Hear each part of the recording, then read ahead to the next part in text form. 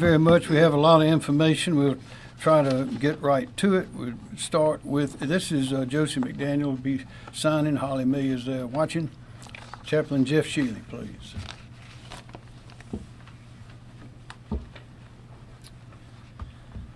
Well, good afternoon, my fellow citizens. At this time, I would invite us to remember the second of our two-state mottos, while I breathe, I hope. So whatever your background or your faith tradition, whatever your convictions, I call on us to pause and to breathe and to trust that wherever there is breath, there is life. And wherever there is life, there will always be hope. And I humbly ask you now to allow me to pray for all of us. Lord God, the tragedy and chaos of life causes us to be afraid and to despair and to grieve. We lift before you these fears, our worries, and our grief in lament and call upon you to hear us. Hear us and help us. Bring us together and unite us so that we use our resources for those who are in need and alleviate the suffering of our citizens. Through our collective efforts, bring justice and create peace. Calm our weary souls and inspire us to the ultimate task of the human experience, the task of service. For there in those places where we serve one another, your breath of life is at work to bring healing and restoration to all people. To you, O God, be all the glory and honor. Amen. Amen. Thanks, Chaplain. Just a few introductory remarks. We do have some numbers. You may have remember some of these on Friday. These are outages, meters. We have about 3 million electric meters in the state. On Friday, we had 1,300,000 out. Saturday, 1,200,000. Sunday, had 904,209. And Monday, we had 745,593. So it's going down steadily. As of Sunday, Dominion, to break those numbers out a little bit, had 99,677 meters still out. Duke had 468,647. Santee Cooper, which provides through transmission, their transmission is restored, but the co-ops had 177,269 still out. So we're making progress. Unfortunately, we've now gone up to 29 deaths as of this morning related to the storm. And we ask you to keep those families and loved ones in our prayers. Progress is slow. Again, as you know, one of the things that's slowing us down is the choke points. We got all these electrical lines down. The soil was wet. The trees went over. The winds were adequate to knock the trees down.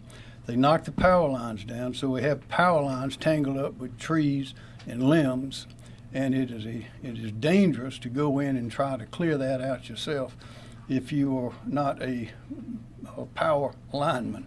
That is why the power companies must go in first and assess that before the chainsaw crews can get in.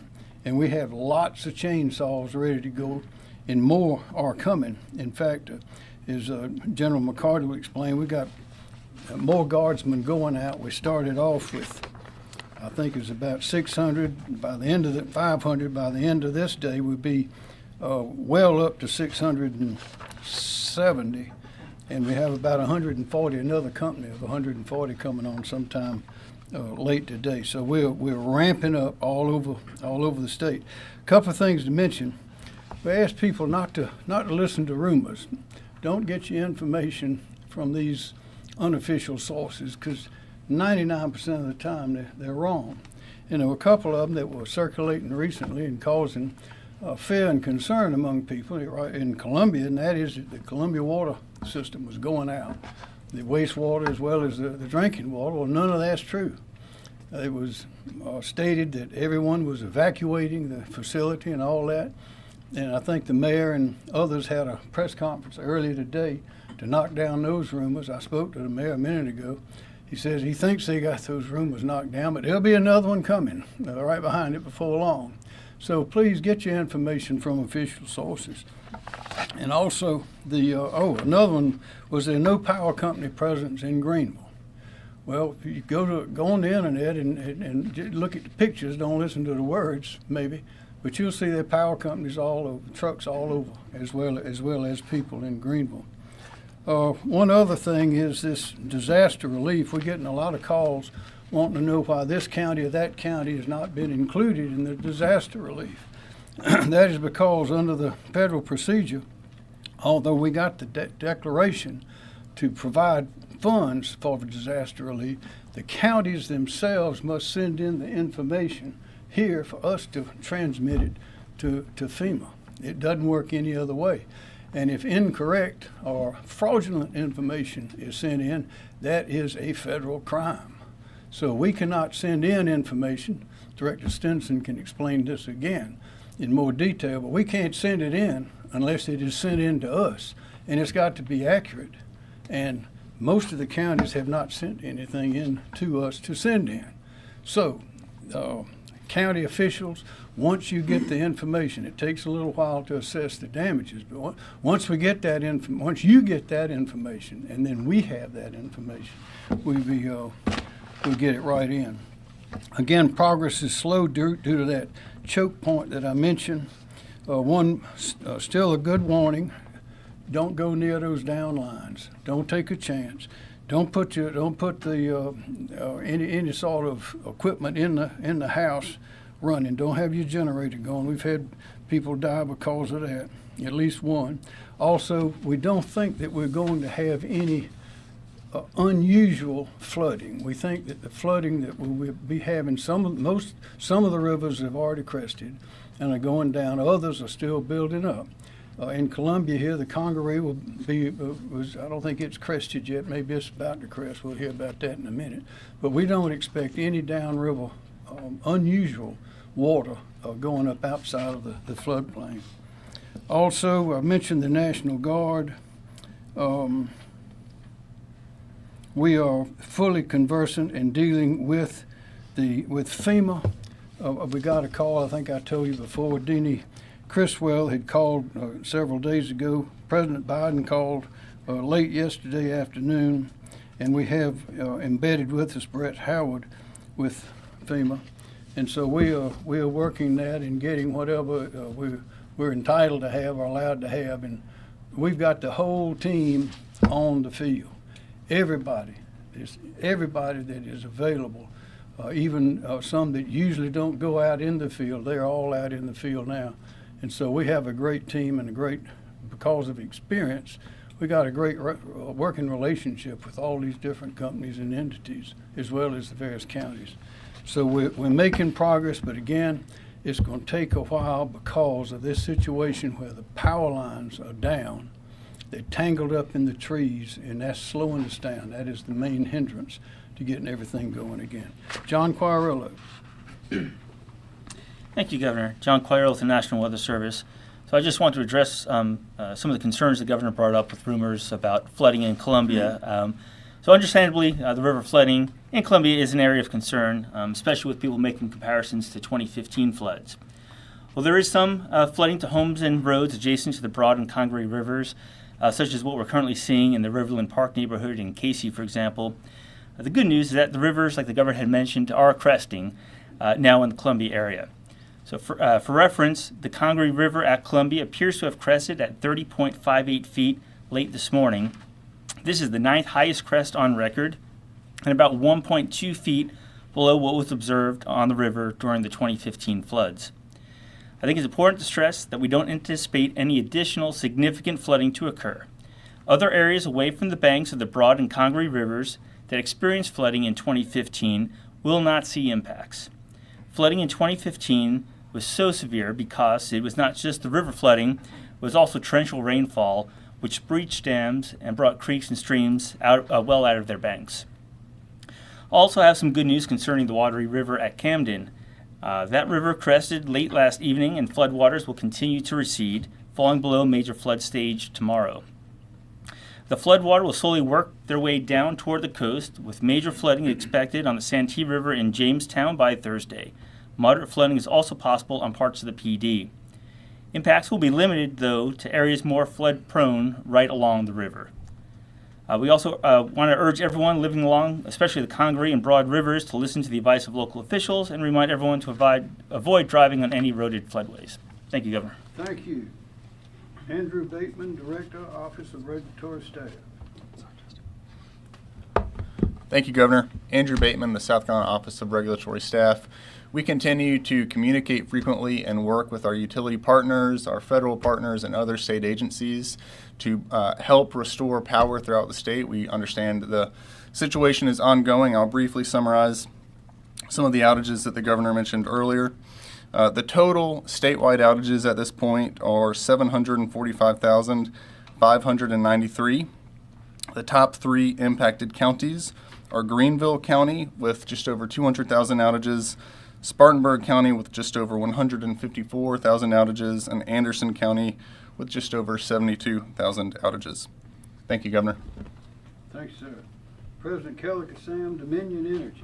Keller Kassam, Dominion Energy, just some quick numbers. Totally impact customers on our system now, 440,000. Peak outage, 386,000. So that tells you some customers have been out more than once. I'm delighted to say that we finally broke through 100,000 out. We're at 95,000 out currently. Biggest impacted areas are here in Columbia. You know, everybody says, I don't see any line crews in my neighborhood. Well, they see them today. We tried to explain this. Transmission is substation, major taps that you see, get the commercial operations back up so people can get food, they can get gasoline. And that's the process that we've been through. Now we're in the neighborhoods today. So don't hear that anymore. Aiken, the governor was there yesterday. I was with him. That's the area that's hardest hit.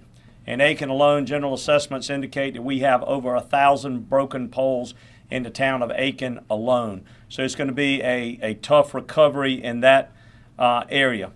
I just want to say that Team South Carolina extends beyond just these folks back here who help us, Chief Keel, Secretary Powell, Jimmy State, and I'd be remiss with Santee Cooper because they have come in and they offered up 143 line crews on the transmission side to assist us for mutual assistance because of the good fortune that they've had down there. The DOT has been tremendous with our crews working jointly trying to clear these roads. We make sure the lines are de-energized. They come in and provide that support. Brian Sterling, Department of Corrections, has got some chainsaw crews out there for us.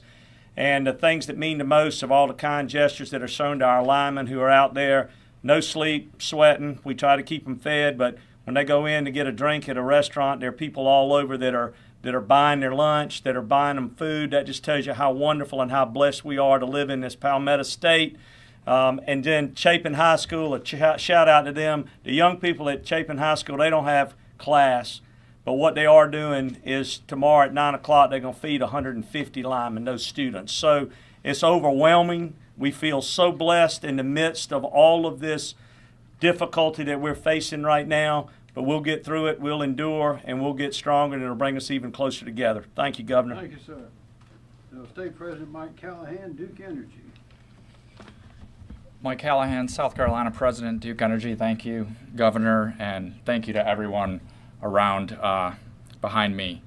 Team South Carolina is certainly going to get through this, and I just want to express my appreciation for all of the support that we feel, as Keller talked about. So Duke Energy has made significant progress since Friday morning, assessing and repairing the substantial damage to our infrastructure. I just had a briefing on that progress and some numbers for you. The number of customers without power continues to come down, now approaching about 450,000. As of yesterday afternoon, that was 530,000, so significant work there. And that compares to about 625,000 that were without power as the storm left the region on Friday. The poles, wires, and even some of the substations that make up our transmission system experienced significant damage. This infrastructure must be repaired before service can be restored to neighborhoods and businesses. So for example, we had 108 transmission lines that were out of service yesterday, and we have brought back 40 of those into service today.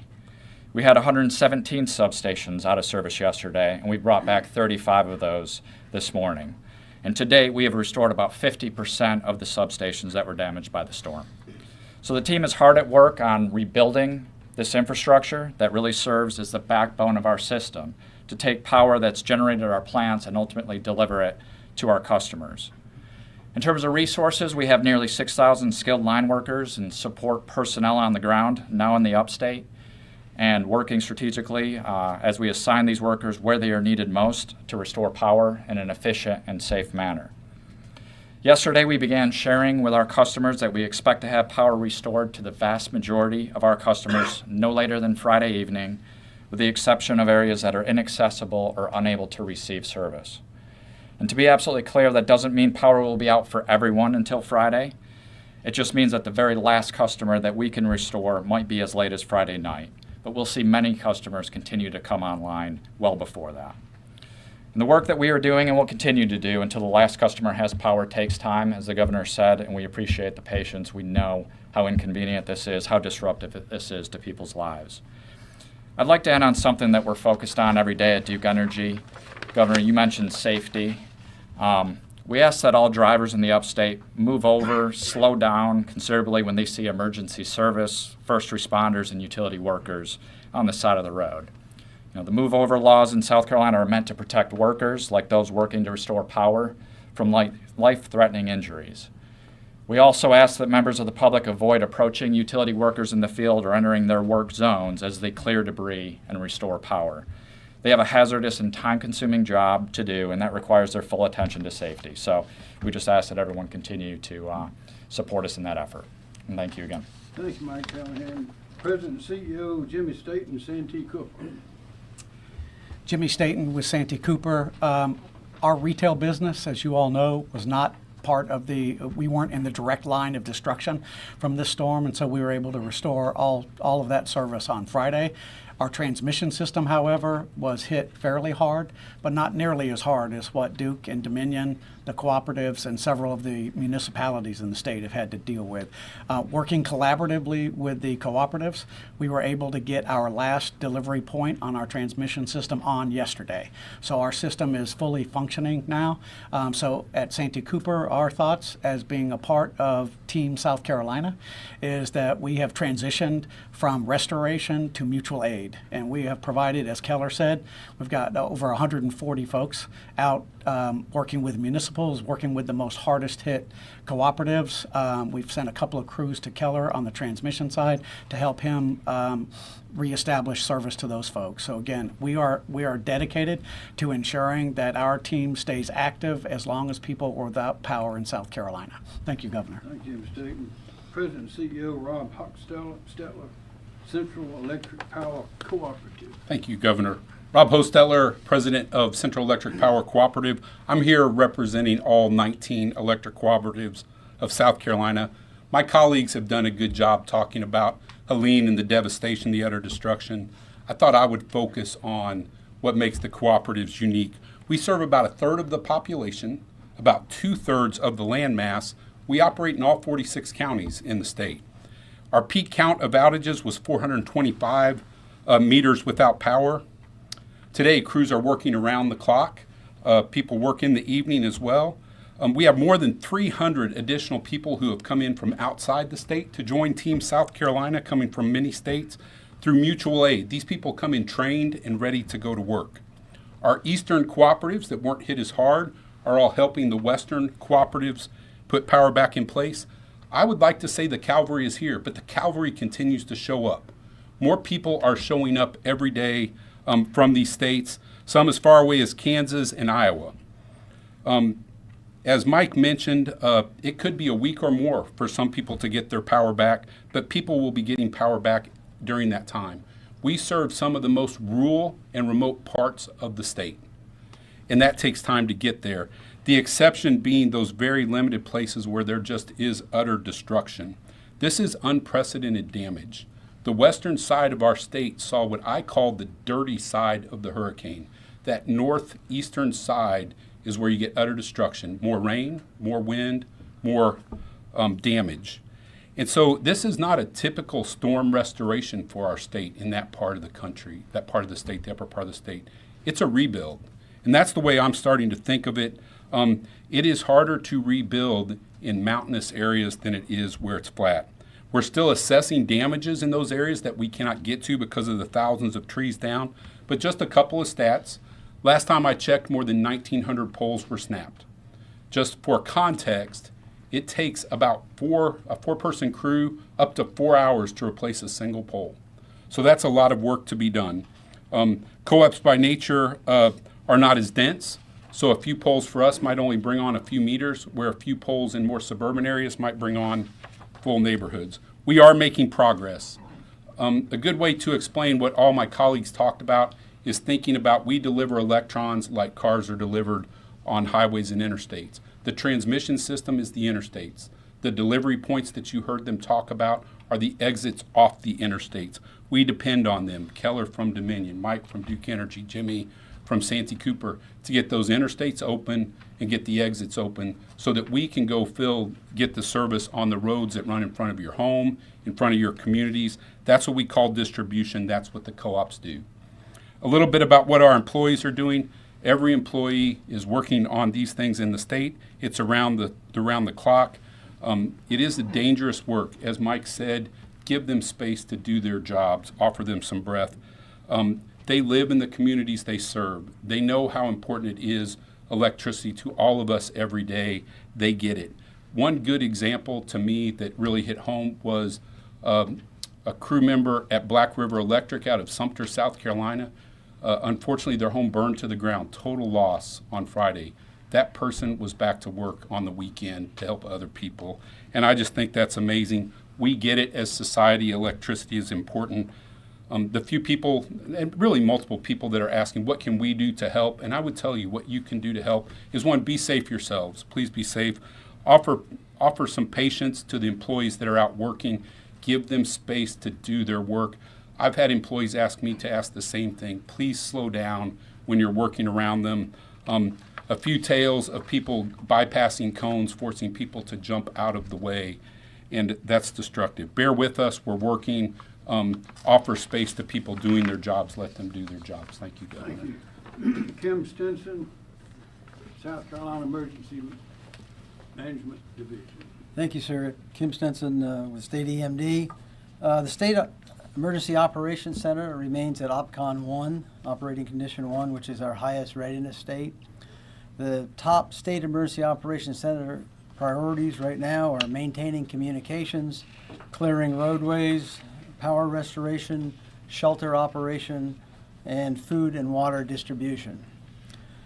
We have 10 of our personnel that are deployed to the heaviest impacted counties here in South Carolina, and we continue on a constant basis to closely coordinate with the county emergency management personnel. At the county level, they currently have 10 counties at operating condition 1, which is the highest level of alert, 11 at operating condition number 2, which is the enhanced level of awareness, and 25 are at operating condition 3, which is steady state operations. Their operational focus includes, similar to ours, power restoration, road clearing operations, shelter, and food and water distribution. Damage assessment is ongoing in the affected counties, but we do have some preliminary data. On the residential side, we've got 15 counties that are reporting 519 damaged homes, of which 21 are destroyed and 200 with major damage. Public assistance costs, that's the infrastructure damage and emergency protective measures, are being reported by 36 counties for a total right now of $14 million. And then county governments, right today, we're closed in 14 counties with 1 county on delay. In the logistics area, our Winsboro warehouse is operational with food, water, and tarps. Contracts for general logistics, transportation, fuel, and food have been activated. So far, we have actioned 450 requests, of which 145 have been completed and 305 are in progress. The most requests are for food, water, fuel, and chainsaws. And under the Emergency Management Assistance Compact, we received 2 search and rescue teams from Louisiana. We also have our public information phone system is operational for residents to call in with any questions, and the number is 1-866-246-0133. On the federal side, an expedited major disaster declaration for South Carolina for Hurricane Helene was received last night. And the expedited declaration includes 13 counties for individual assistance. That's Aiken, Anderson, Bamberg, Barnwell, Cherokee, Greenville, Greenwood, Lexington, Oconee, Newberry, Pickens, Saluda, and Spartanburg counties. Then 12 counties for public assistance, and that's debris and emergency protective measures, were Aiken, Anderson, Bamberg, Barnwell, Cherokee, Greenville, Greenwood, Oconee, Newberry, Pickens, Saluda, and Spartanburg counties. All counties are also eligible for funding under the Hazard Mitigation Grant Program, which funds mitigation projects designed to limit the effects of future disasters, and that can range from wind retrofits to elevating homes. Counties can be added later for both individual or public assistance once damage assessment activities have been completed. Normally, there is a more deliberative process in requesting federal disaster assistance, which involves conducting joint damage assessments with FEMA personnel, which can take several days and sometimes even weeks. As an example, joint damage assessments with FEMA following Tropical Storm Debbie in August took nearly 2 weeks to complete. With Tropical Storm Helene, it was clear that there was significant damage, and so we thought it best to expedite the request to at least start the process to receive federal assistance faster than normal. Accordingly, the expedited request was based on residential damages reported here at the State Emergency Operations Center, storm-related fatalities, heavy power outages, and vulnerability of affected populations. And we do have a federal coordinating officer, Brett Howard, who is here to coordinate that federal assistance as it becomes available. Thank you, sir. Thank you. Major General Van McCarty, South Carolina National Guard. Thank you, Governor. Major General Van McCarty, the Military Department of South Carolina. As the Governor initially said, we have over 600 soldiers who are currently deployed for state active duty. We are in the process of bringing on additional personnel to ensure that we have the resources to meet the demands of the state. We continue to have significant aviation assets to support all needs, to include the SC Heart mission that has been uniquely used in this particular case. We, through the Emergency Management Assistance Compact, we EMAC'd 2 UH-72 helicopters and 2 CH-47 helicopters to North Carolina. 2 of those UH-72s are part of the SC Heart mission, the Helicopter Aquatic Rescue Team. They rescued 20 folks in North Carolina yesterday, so they made a difference. They saved lives. As we continue to bring on forces, we are also in the process of EMACing additional forces to South Carolina from the state of Florida. A unique EMAC for us, we're bringing in an Air Force but Air Guard resource from Florida. It's called a Red Horse unit. It's a small unit, but it brings a lot of capability as it relates to what we need right now, and that's debris clearing capability. So we look forward to having those soldiers or airmen from Florida tomorrow. We're also in the process of looking to other states to bring in additional resources, and we will adjust those resources as the situation requires. We're also working with our state guard, integrating them with missions for support to the counties. To this point, we have been focusing most of our missions with our engineers to support South Carolina Department of Transportation and ensuring that we can get the state highways back up. We're in the process now of shifting our focus of work from that mission, and we're going to now, focus our work to the counties. We're going to deploy engineering assets to each county. Those counties will have the opportunity through their emergency operations centers to prioritize their needs, and our soldiers there will help them recover as the situation requires. We're in good standing here in South Carolina. We have plenty of resources both in the South Carolina Guard, and we can certainly reach out to other states and to Title X to help us in the recovery process. Team South Carolina will get through this. Thank you. Thank you. General Secretary Justin Powell, Department of Transportation. Thank you, Governor. Justin Powell, Secretary of the South Carolina Department of Transportation.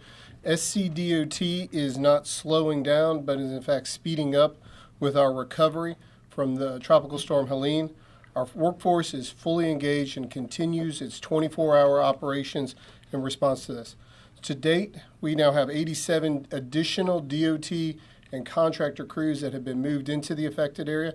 That's up from 60 crews that were available yesterday. Continue to do that, and we will continue to send additional people and equipment into the affected areas until we get the job done. We ask for the public's patience through this disaster. I encourage motorists when they come across, whether it's a public works crew, a DOT crew, a utility crew, a public safety crew, a National Guard crew, any of those working on the side of the road, slow down, give them their space, make sure that they can do their jobs. We want everyone to get home at the end of the day. At present, we have 480 roads closed across the state, but we have reopened 287 routes so far. As power companies focus more on getting into the distribution side of things, we will be able to be reopening more routes as they untangle the power lines that are on the trees that are in the roads. SCDOT is working very closely with the utility providers and assisting them in clearing the trees so we can get the power grid restored as quickly as possible. I do want to talk a little bit about the water levels on the Congaree and Wateree rivers. We see no threat to the bridges there and have been actively monitoring and closely watching that. It resolves that, but we have no concerns that there is any threat from flooding on those structures. And finally, we're getting the trees out of the roadway quickly. As you travel, you will see piles of debris and trees piling up on the side of the road. Know that we are in the process of activating our debris removal plan, and we'll start working on it in October. Thank you. Thank you, Governor. Thanks, sir. Director Robert Woods, South Carolina Department of Public Safety. Good afternoon, Rob Woods, Director of South Carolina Department of Public Safety. Just to give you an idea as to where we are with regard to the traffic management mission. First of all, our calls for service, and when I say calls for service, what I reference is collisions, assist motorists, blocked roadways. Those have been trending downward over the last couple of days. They peaked on Friday at around 2,300. We got to just over 1,000 on Saturday, and then yesterday it was about 570. During the morning hours, our first shift today, 6 a.m. to around 11 a.m. during those first few hours, we were back to about 120 calls for service. So we're trending back to normal. What that means for us is now we can shift our focus of effort to assisting SLED with law enforcement missions, and that's where our personnel will be primarily concentrating in their efforts. So for example, we've got 196 personnel from the South Carolina Highway Patrol and State Transport Police assigned statewide right now. 121 of those are in the upstate area, which is where the greatest, obviously the greatest impact of the storm is. So those folks right now, those officers and troopers are primarily conducting high-profile law enforcement patrols, but we're also available to assist SLED with specific law enforcement and security missions. Lastly, I would just share this with you, again, going back to the safety message. Roadways in some instances still blocked by trees and in some instances water. Please be aware of that. Avoid those things. Please use extra caution while you're driving. In addition to that, we still have some areas where intersections are not under traffic control or normal traffic control signals. Please be aware in some instances we've got law enforcement out there directing traffic. Pay attention to the law enforcement. And as I mentioned the other day, when you come up on an intersection and there's no law enforcement there and there's no traffic signal that's functioning, treat that like you would a four-way stop. So as you were coming up to a stop sign, stop. If there's a vehicle to the right, yield to that vehicle. Thank you. Thank you, Director Wood. Chief Mark Keel, SLED. Mark Keel, SLED Chief.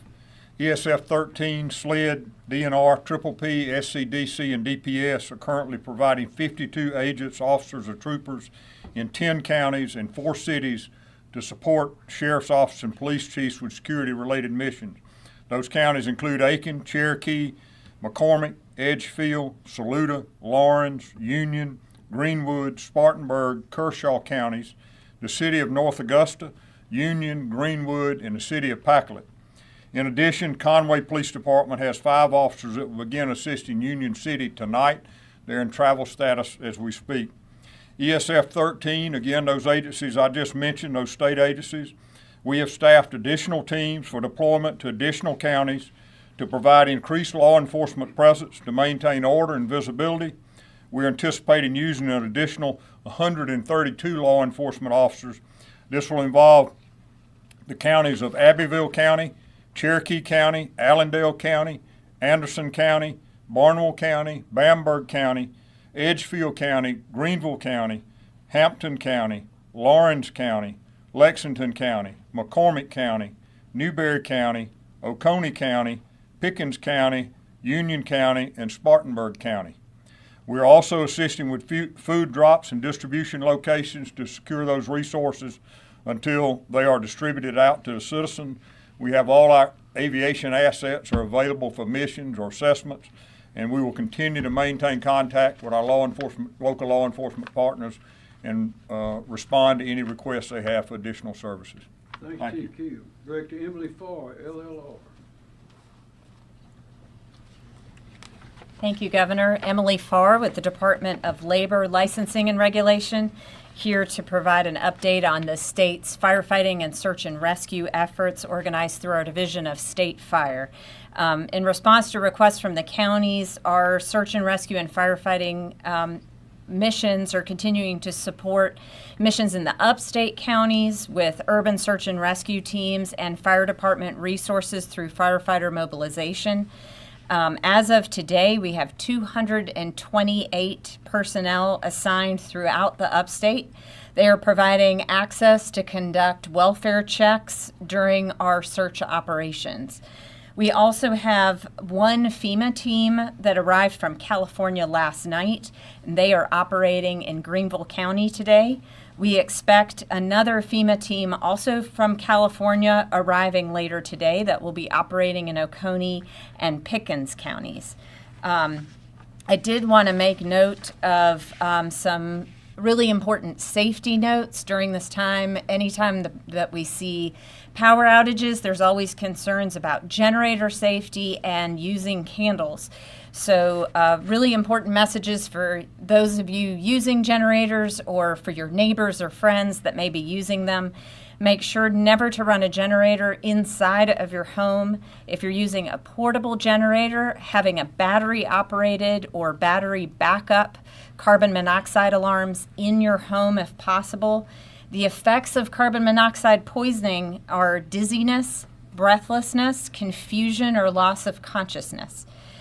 Be sure not to overload the generator. Before refueling it, shut it down and allow it to cool, then refuel the generator. Try to keep it at least 20 feet from doors, windows, and vent openings into the home, and never use it in an attached garage. For candle safety, if you're using candles, be sure to check your smoke alarms to make sure they're operational. Consider using battery-operated flameless candles if you can, or of course flashlights. If you are using candles, be sure to put them in a sturdy candle holder and on a flat surface. And as always, do not leave open flame candles unattended. We're working really hard to push this message out as much as we can in partnership with EMD and others, but these are very important safety notes for all of our folks without power. Thank you, sir. Thank you, Director Farr. State Forester Scott Phillips. Good afternoon. The Forestry Commission is currently continues to support road clearing operations in the Piedmont of South Carolina. Our incident management team continues to support EMD's points of distribution mission, which is delivering food and water to affected areas within the state. The agency is also working on a damage assessment for South Carolina. We got airplanes in the air currently looking at what is the damage to our forest in South Carolina. We are implementing a state forester's burn ban effective tomorrow morning. So Tuesday, October 1st at 6 a.m. The purpose of that burn ban is to relieve strain on first responders that are currently out there working in the field. As the governor said a while ago, we need to keep all the players on the field out there. And so we don't need to be pulling away our firefighters from road clearing missions or emergency response to go to fires, debris fires in somebody's yard. We will reevaluate the need for that burn as power and access are restored into the damage-affected areas. Thank you. Thanks, sir. Director Mike Leach, Department of Social Services. Thank you, Governor. Mike Leach, DSS. As of 2 p.m. today, South Carolina currently has 16 total shelters open. 10 general population shelters and 6 medical needs shelters open across the state, supporting around 206 individuals. Currently, we continue to work with Department of Public Health with operation of these sites with Red Cross and a few other organizations. And we continue to work on feeding programs. We have a mass feeding sites currently available in the following areas: Aiken County, which is servicing Aiken, Edgefield, and Barnwell counties, Saluda County, and the southern part of Richland County, Gadsden area. And those are being operated by the Salvation Army.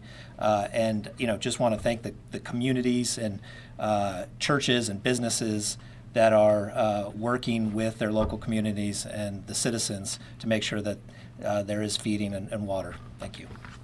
Thank you. Dr. Edward Seymour, South Carolina Department of Public Health.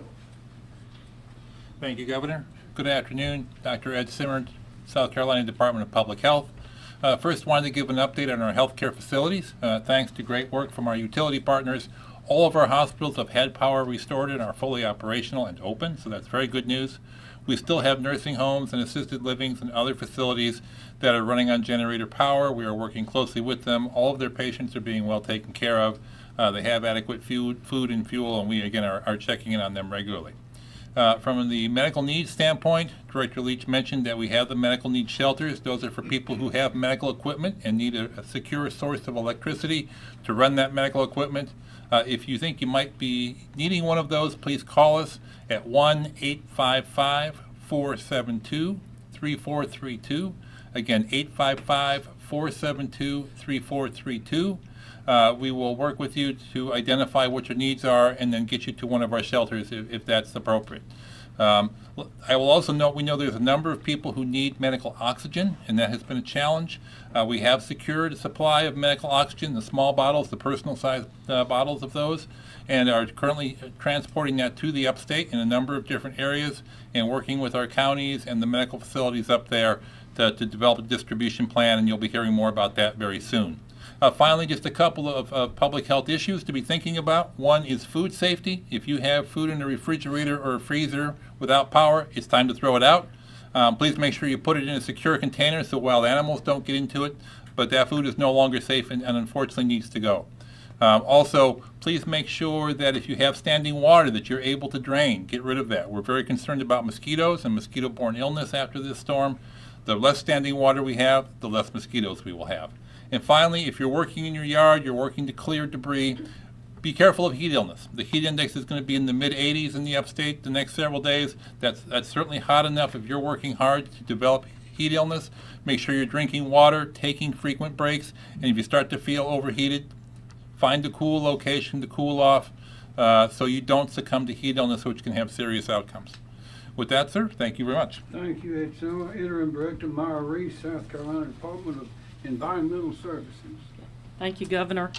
Good afternoon, Myra Reese, Department of Environmental Services. The team at DES have been very laser focused on the following areas of responsibility and priorities, beginning with dams. Our dam safety program is not aware of any significant issues with our state regulated dams because of Helene. We are continuing our post-storm assessments, and as a reminder, we were looking at the dams that were located in counties that received significant rainfall greater than 8 inches, and we identified about 200 dams. The counties they are located is Pickens, Greenwood, Lawrence, Oconee, Abbeville, Aiken, Anderson, Edgefield, and Greenville. We have assessed the condition of about 104 dams. 45 of those we were able to get to the site and have staff assessments. The remaining 59 were self-reports from the dam owners. The concerns with overtopping of dams have greatly diminished. However, debris accumulations in spillways is a concern both now and in weeks to come as runoff from rainfall washes into reservoirs, including limbs and debris. So this is a message to our dam owners. We're asking you to continue monitoring water levels and continue to ensure spillways are clear and free of debris. In addition, you should also monitor for voids in the dams created by fallen trees. If voids are noted or any assistance is needed for our dam owners, please contact our dam safety staff at 803-898-4050. Again, 803-898-4050. We're on call 24 hours. Drinking water, no issues have been reported related to the supply of public drinking water to our citizens. As the governor mentioned, we're aware of a lot of misinformation being spread right now about drinking water and wastewater operations. The governor mentioned the City of Columbia held a press conference earlier today to address those rumors, and we're aware of other utilities working to clarify misinformation as well. I just want to strongly encourage everyone to please get your information directly from the utilities themselves. Please don't rely on hearsay or social media posts unless the social media updates are directly from the utilities themselves. We continue to reach out to drinking water and wastewater systems across the state, especially those in the heavily impacted areas, so that we can monitor their status. And one in particular area is to check on fuel supply status for those that are relying on generator power until permanent power is obtained. We have been in direct communications with many of these systems, down from the largest to the smallest. And they all are currently able to treat and distribute drinking water to their customers. And we're working hard to make sure it stays that way. We do continue to receive notifications of drinking water facilities that are taking precautionary measures to conserve water, and in some cases issuing boil water advisories because of low pressure within the system. Please follow information directly from your local drinking water provider for the latest updates. And just as with drinking water, we're aware of a lot of misinformation about facilities' operation status on the wastewater side. We have been notified of some sanitary sewer overflows, as you would expect with any storm of this significance, and we will remain in communication with our state's wastewater facilities to provide technical assistance.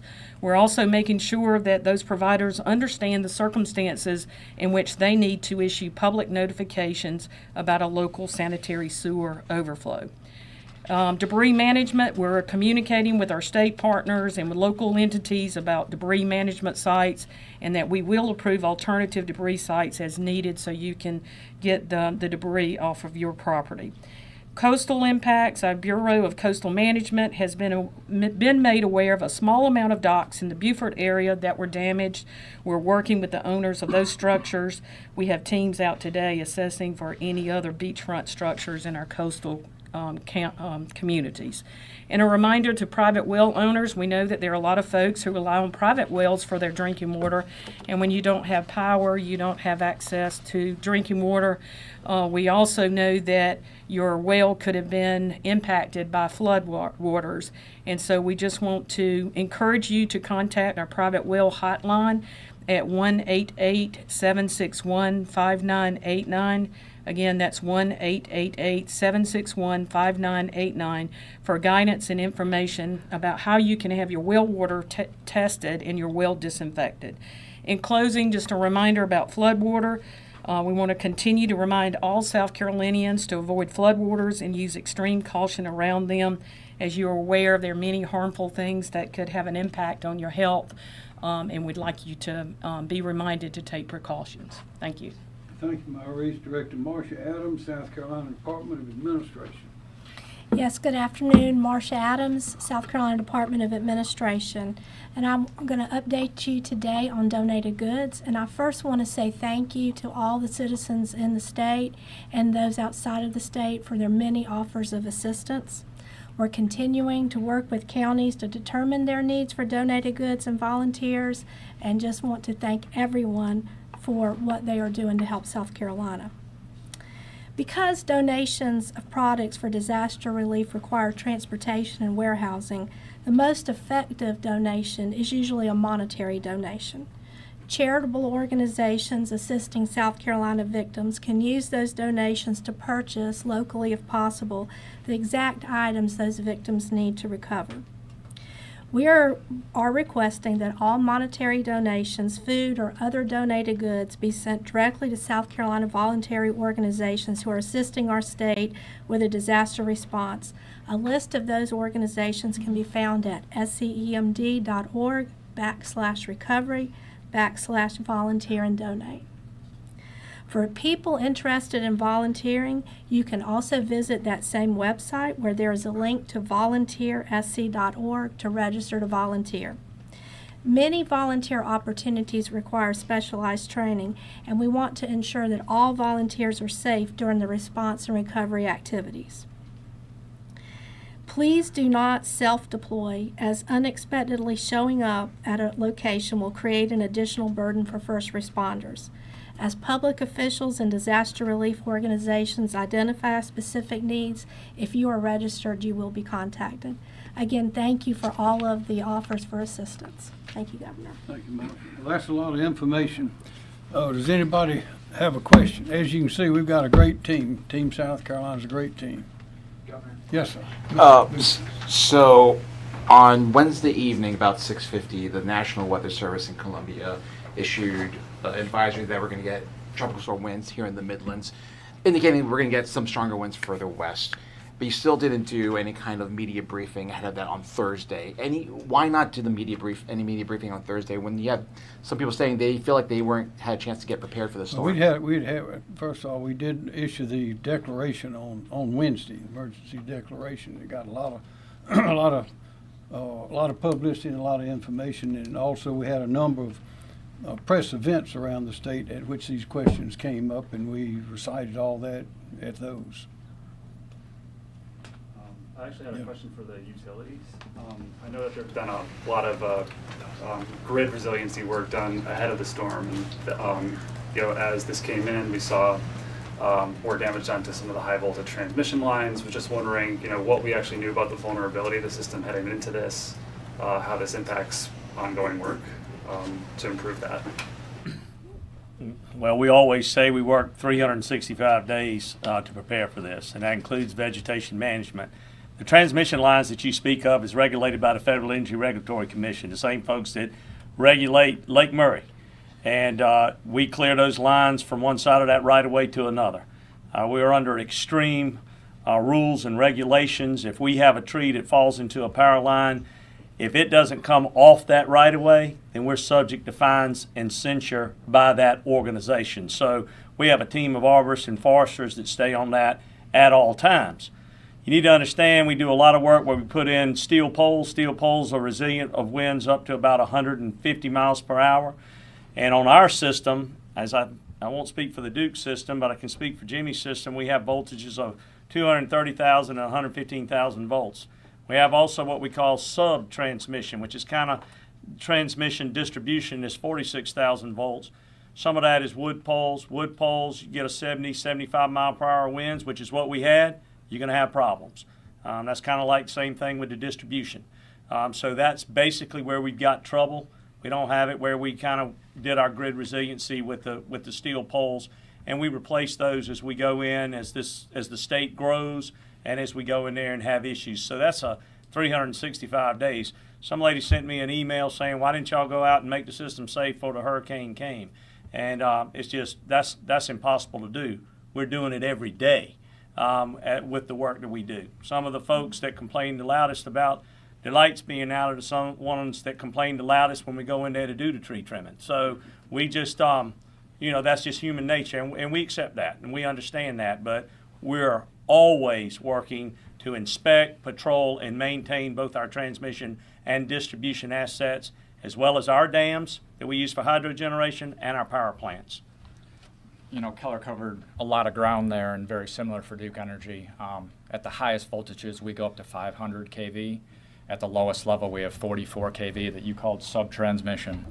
Those highest voltage lines fared well, but the level of destruction that we're seeing in the upstate is a level that we haven't seen. Governor, we were in Greenville yesterday. I appreciate you coming and touring that and hosting a media event there where Senator Graham said, his whole life in the upstate, he's never seen destruction like that. And so the investments that we've made certainly have been helpful, but the level of destruction is just beyond something that you can harden a grid for. Gotcha. And I know that you mentioned that this work has been ongoing, that you guys are hamstrung by a lot. Did you anticipate that something like this could have happened ahead of time? I was just kind of curious as far as hindsight being 20/20, obviously, but. Yeah, I mean, there's always preparation for any kind of natural disaster. You know, it's interesting in the upstate, what I usually lose sleep over and think about most is an ice storm. We've had those before that cause this level of destruction, and so we do what we can to build infrastructure.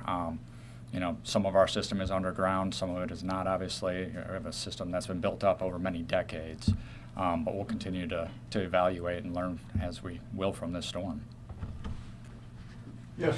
Governor, you mentioned that you spoke with President Biden yesterday. Well, I didn't speak with him. His message was one of a number. Okay, and what specifically are the feds providing for? That's what we just talking about. Yeah. He referred to that, the declaration and how FEMA has been working with us, and I had spoken with Dina Criswell, the FEMA administrator, a day or two prior to that. He left a message. I was busy, couldn't answer the phone, so I called him back and left a message for him. So I expect we probably talked before long, but he's good about staying in touch. And FEMA has always been a big help. And we have where is our man? Right here, sir. Come on over and let him take a look at you. Tell them what you're doing, please. Okay, sure, be glad to. Hi, I'm Brett Howard. I've been appointed as the Federal Coordinating Officer for Hurricane Helene. Currently, as you heard through this, we've got 2 USAR teams that one is employed, one is on the way. That encompasses about 90 personnel for both 45 that are on the ground. I've got staff that are inbound to start getting out into the communities that are impacted by this disaster that have the declaration in those counties. We need them to start registering. I have an IMAT team, and I need to give you numbers for that. I don't think anybody has asked, so if I could, I'll get to that in just a second. I have an incident management assistance team that is helping me bring in the federal resources the state and the survivors are going to need as we transition from response to recovery, as the power comes back on and repairs start being made. We also have mobile registration intake centers getting ready to be in these areas to help with that. We're helping with public health on oxygen bottles, anything that the state really requires and needs if they can't really through their robust contracting system. And many of you were here during Debbie, and I talked at length about the state and their preparedness, and you have heard from all of the governor's staff about how well they do and how many contracts they have in place. But I do want to make sure we get this message out to the survivors, and also my thoughts and FEMA's thoughts and prayers are with those that lost loved ones in this, and also those that have lost homes and property in this too. So there's 3 ways to really get in touch with FEMA. If you're in one of those declared counties, the web is disasterassistance.gov. You can call the 1-800 number, 1-800-621-3362, 1-800-621-FEMA, or you can use the FEMA app on your phone, either iPhone or Android. The easiest and most efficient way to do it is on the web. That will get you registered really quick. There's no waiting on a phone call or anything like that. And those, we need to get people registered so we can start get them started in their recovery, to start purchasing things that they need to do to either repair their home, have somewhere to stay, and things like that. Did that answer your question, ma'am? Yes, thank you. Thank you, Governor. Thanks, sir. A couple other items. One is on the public assistance side. FEMA pays 75% of those costs, and the state has to pick up the other 25%. And so it's so important that we have all that documentation from the local level to identify the facility or the damage, and get that documentation in terms of how much it's going to cost to repair that. That's extremely important on that end of it. On the individual assistance side, FEMA picks up a lot of that themselves, and I think it's about $80,000 max you could get right now in terms of IA. per individual that own a. Oh, you're needs. combining the two programs. Yeah. Other needs and Yeah, IHP, combined. yes. So you could get a potential of $80,000. Most people don't get that much. Half of it is for basically housing, and the other half is for what they call other needs assistance, and that could be medical bills, repairing or replacing some of your furniture and that sort of thing. They're bringing a lot to bear, like right now, in terms of oxygen and the federal teams and all that. But at the end of the day, what they really bring to South Carolina is reimbursement for many of these costs, both at the public level and at the government level as well. But documentation is extremely important, and that starts at the local level. I think false documentation, I think, draws a penalty, a criminal penalty. So we should be correct about it. Be correct, yeah. Thank you. More questions? Yes, so when it comes to the daily assistance, we're seeing a lot of, private citizens offering water, places to charge phones, take showers, things like that. Other than shelters, is the state offering any other places to do that? Just to kind of get water, food, anything like that? Well, several people have talked about these points of distribution that we're supplying food and water to the counties. All this is managed at the local level, and so they ask us to provide the equipment, in this case the commodities, and that's shipped in, and then we work with them in terms of staffing and that sort of thing. So it's kind of an on-demand system. We've got supplies at our Winsboro warehouse, and if they need it, we will ship it.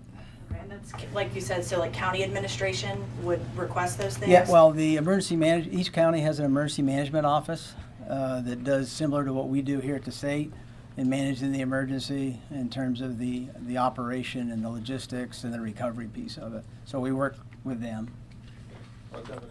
Sort of the same question for the schools that may have lost food and items. Who picks up the tab for that? School. That's a good question. Most of the schools get their funding for their food through USDA, and I'm not exactly sure how they work that, but I think they'll just replace it normally. And I don't know if anybody else has a better thought on that or not, but not seeing any. But Can we get a description of what kind of assets were pre-positioned before the storm, and where were they pre-positioned, especially as we hear about crews coming in from out of state to assist our electric utilities? Yeah, they're coming from California, Florida, Mississippi, I think Alabama. But what was pre-positioned ahead of time? I don't recall the exact number we had in the beginning, but I will say at the first media briefing we talked about 18 states all the way to Canada. We had crews coming in. That number increases literally as we speak. For the Duke Energy system, we also serve parts of Florida, parts of the Midwest. This storm came right up through Florida, through South Carolina, North Carolina, and into Indiana, Ohio, Kentucky that we serve. We're wrapping up restoration outside of the Carolinas. Those areas weren't hit with I think, Rob, you called it the dirty side of the storm, and didn't face the level of destruction. So we're starting to collapse in and move crews from Florida and the Midwest. So that number will continue to increase. I spoke to the governor on Sunday. That's way back before the storm, way back when it was still supposed to go through Atlanta instead of the eye passing over Augusta. On Monday, we sent a message out to all of our storm coordinators within the company. Let's go ahead, take care of your families at home, and let's get ready to work, because we're probably going to be impacted by this storm in some way. At that time, we said Cat 3 is what we were anticipating. We put our storm team together and had our first call on Wednesday. We went into storm mode and opened up our storm center on Thursday. That's when we start communicating with Mr. Bateman. I had my first call with him the Friday before, when I called him and said, hey, I think this one's coming. I think we're going to have some mutual assistance. And then we put a request in with Southeastern Electric Exchange, just like Duke Energy did, and we asked for resources to come here to the state. There have been a lot of these social rumor lies that we released linemen to go work in Florida, which is absurd. We bring resources here. The problem is because this storm was so large and it was covering Florida, could have gone all the way to Alabama, it didn't know where it was going to go. None of those utilities within close driving proximity were releasing crews, and neither were we, and neither did we. And then once the storm hit, and it was so impactful from Alabama all the way and up into Tennessee, it took a while for these resources to come here. This was an unusual storm. Usually storms come in and hit us direct. They come into the Gulf, go across Florida, and then they impact us as they go up the East Coast. All that energy goes into the Atlantic Ocean and we get the rain. And you've covered those hurricanes. This one was different. It shot right up as a Category 4. It had 350 mile per hour, 350 miles of what it impacted as far as it spreading out. And Tallahassee is 292 miles from Columbia. So here we are. And Aiken's even closer. And Greenville and Spartanburg even closer. And that's why you got the impact that you did. So if I go back to when we started preparing, it was Friday a week for this storm to come from that regard. We had the resources in place. We had people's minds and hearts trained on what was to come. We started stocking up our material for what was to come. And we put this entire, what the governor refers to as Team South Carolina, in place. And Dominion Energy is just proud to play a small part in all of that because it works. And it worked in this storm as well. Yeah, I think what you got to keep in mind is we were tracking the storm ahead of time. We had started our coordinations. We had started doing things at DOT in terms of moving equipment, moving personnel. So anticipation of the forecast, we had moved personnel into Pickens County, Anderson, Greenville counties ahead of the storm. We put our crews on 24-hour operations, so they were there. They didn't have to go to the yards and cut their way in. Our crews were cutting their way out, and so they were immediately responding as soon as those 35-mile-an-hour winds came down and started working from there. And then as any storm happens, you've got to be able to adjust to the conditions of what actually happens. And in this case, we had to do that, and that's we've been able to surge because we had those resources prepped and ready to go into the zone. Justin, do you have any sense on when the roads might be cleared? So I think what we're really following is the power companies are kind of the main linchpin in this whole process for us. So one of the big things for us is if it's tangled up in a power line, the trees over there, we got to wait for them to come in, ground it for us. And so we've been working very closely with them. In fact, today, you can see a good example in the North Augusta area. Dominion and our crews were working hand in glove. We're operating the chainsaws, going from there. So I would say I think as the power company is looking towards the end of the next week, or not next week, this week, I think we'll be following right behind from there. Yes, South Carolina Guards also began to monitor the storm early on. After the governor issued his executive order, we brought on 75 soldiers and high water vehicles, the LMTVs, anticipating this to be initially a water event where we may have the need to send in personnel to rescue people that may have been stranded. Very consistent with what we've done in the past with Tropical Storm Debbie and on the coastal region. So we went to that degree to get ready. Immediately after the storm hit, we realized that we had a different storm to contend with. We had already brought in our engineers that are in the headquarters at the 122nd Infantry Battalion in Edgefield immediately began to do what we call immediate response. They had to be able to dig themselves out so they could begin to poise themselves for the missions that they have been conducting now since then. So we leaned ahead, but the storm, as you've already heard, was a lot more impactful than what we had initially anticipated, but it was a planning process based upon what we knew that we enacted upon. Do you have any idea about cell phone towers and how many of those are down, and if that's just power related or if some of these towers need to be rebuilt? Any telecom information here? No, Andrew Bateman, Office of Regulatory Staff. I do not know how many cell phone towers are down. That's something I can look into and get that information to you, though. Marcia Adams, South Carolina Department of Administration. I don't know the number of towers, but I do know the percentage of cell phone outages statewide is 13% today. That's down from 18% yesterday, with the highest concentration of those outages in Abbeville, McCormick, and Lawrence counties. Are we seeing any gas shortages anywhere, and if so, in what counties? Hey, thank you. Andrew Bateman, ORS. We've been in frequent communication with gas suppliers throughout the state. Our contact at Colonial Pipeline tells us that there is not a gas shortage. There are some stations that are out of power currently. I think right now probably a good resource for folks to use would be gasbuddy.com. You can download the app or get on the website, and it'll indicate to you which gas stations are open and actually indicate the prices. Governor, Clemson's widely criticized for playing their game on Saturday. What do you think they should have done? That is a good question for Clemson. Any more? So, I mean, another hindsight question. Like you how all have been saying, this storm took a different path than a lot of storms. Looking back on this with what we know now, is there anything that the state would have done differently? Or what have you learned from this? One thing we've learned is that it'd be nice to have a lot of power lines buried, but that is expensive. Another thing we've learned is that this is Mother Nature that came in this time, but Mother Nature is not an enemy. But we do have enemies. This country has enemies around the world. And this has demonstrated how interconnected and how fragile our system really is. So we need to be sure to harden that as well. But we always plan for the worst case scenario because you never know what's going to happen. And that's as you've heard, that's what we did this time. Sometimes we're lucky and the storm will go someplace that was not predicted. That is, we thought it might be coming at us, and it veered off. Wasn't as strong when it got here because it went across land. But other times, there are things that were not predicted, like some of the flooding in 2015 and the dams breaking. That was not predicted, but it certainly happened. I don't know if Hugo was predicted to be as strong as it was, but it certainly was very, very strong.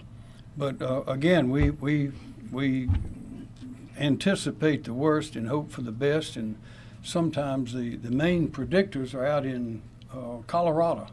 I think the University of Colorado, is that where it is? Yes, and they I mean, that's Colorado State. Yes, sir. You can see their predictions. I mean, it looks like a plate of spaghetti sometimes with all these different routes. And so we watch all that and try to make the right decision. But generally, what we urge people to do, I'm getting back to part of another question, is get your information from official sources, because there's so many rumors. Some of them we addressed today. There'll be more coming around tomorrow.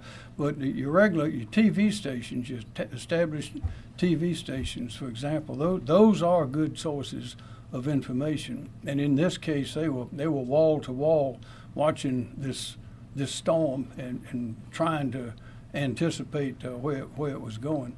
So that's the good kind of information to watch. And also the Department of the Emergency Management Division has a brochure that's given out at what grocery stores is it? Where is it? Yeah. The hurricane guide? Yeah. Yeah, Kim Stenson, State EMD. Yeah, the Hurricane Guide is widely distributed. It's on our website at scemd.org. It's on our Emergency Manager app that you can download, and it's available at Welcome Centers and Walgreens and coastal DMVs. And it is an excellent source of what to do if this, that, or the other happens. And we got them at the house. I urge everybody to get a copy of that. It's good. 2 more questions if you'll have them. When it comes to, you mentioned burying power lines. Is that something, do you see more talks about that infrastructure change happening in the future? Yes, Lindsey Graham brought it up yesterday in lessons learned. There's some other states, I think, that are municipalities that have thought of that. Some of them are doing it. It's very expensive depending on where you are. But we've been trying to get some buried in downtown Columbia, but very expensive. Maybe this may help a little bit. But in some states, they, again, in thinking ahead, lessons learned, some states, I think Florida, to get a building permit, if you're a gas station or something like that, you have to have a generator, have to have generator power for cases like this. You can see if we, and usually the private market will take care of that, because people want customers to come in if they know that the gas station will be pumping, and that's a good thing. But that's something that I think some of the businesses might want to consider as well. They require it by law in Florida. I don't know if we'll do that here, but it would be a good thing to do. Last question. Roughly how many miles of line do we have there above ground? Wouldn't you know, Joe would ask. That's a good question. For Dominion Energy, 3,500 miles of transmission, 26,000 miles of distribution. And I will say about the undergrounding, it's expensive. It is expensive. And if customers are going to pay for it, or you're going to put an unfair burden on some South Carolinians that maybe are unable to pay, the way it works for us, we have it in our franchise agreement with municipalities in a matching program so that they can go out and put some of the lines underground. You've seen it in the Vista here in Columbia. You've seen it going up towards Columbia College up North Main, and it's been put to use. Go down and look behind the Capitol on South Main. It's another example of it, and it works from that standpoint. I will also say that you'll go out there, and the people whose lights will come on the last will be people with underground power, where the tree roots have uprooted that underground cable and has it in the air, and you'll see it. Or where the tree has come down on top of a switchgear or a pad-mounted transformer. So you always, as the governor said, you just got to take it in balance and see where are the best places, how you can distribute it, and how you can best pay for it. I was just going to say, my team can get you that information. I don't know exactly how much underground. Is that, you want to know how much underground, how much would need to be buried? to bury all of it? Well, how much is above ground that in theory we need to? Thousands of miles, as you would expect. But in Horry County, Georgetown County, we are working with the communities in each of those areas where they contribute a certain amount of dollars. We match those dollars, and we have systematically been undergrounding at the beach levels now for a number of years. So we're starting to see the value of that investment. But as Keller and Mike have both said, it's an incredibly expensive process, and so we're doing it slowly so that we can keep energy affordable and yet reliable. And another point is, that is expensive, but what is this that we're doing right now? This is fairly expensive as well. Yes, sir, go ahead. If you'll let me. For the cooperatives, we do have 1,000 miles of transmission, but we just tap the interstates that our peers own, and about 79,000, 80,000 miles. But some places have done underground, and I would make sure everyone knows that. Keller mentioned it, Hilton Head Island, all underground. Places that get hit normally are putting power lines underground. This, again, was a spot that was unexpected, and on the dirty side of the hurricane, it is just really tough. It's crazy expensive to put power lines underground. Well, y'all, thank you very much. We're not out of it yet. We have a lot of work. I'd ask you everyone just to be patient and realize that this great team we have is working to get things back humming and do keep your neighbors, friends in your prayers. Thank you.